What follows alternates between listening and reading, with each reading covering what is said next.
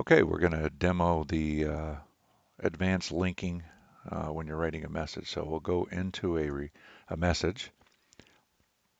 You can see that we have a link here, we have a link here, and then we have a link here showing an image that was uploaded in line. So let's hit the reply button, and we'll say this is a test, and we're going to add another line. This is, and we'll case that properly. All right. And say that we wanted to include an image. So we would go ahead and attach files.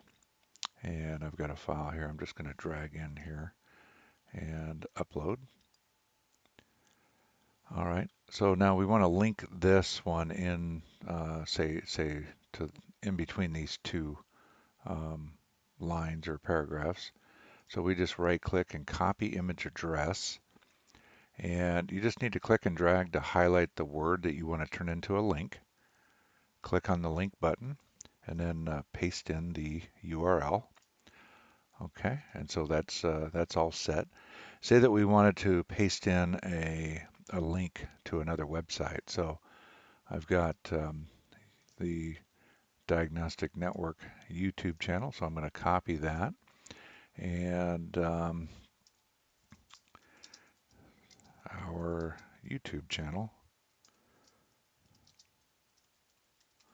and we'll see how this works. So I'm just going to highlight those two words. We'll link those up. All right, and then paste that in. And say you wanted to embed a video. We'll just grab a video that we have here. So let's just go to this one here, and I'm just going to pause that. We're going to click the share button and copy, and we'll come back over to our post and check out this video. All right, and we'll highlight the video word and paste in the link there. Okay, and then we'll go ahead and click post.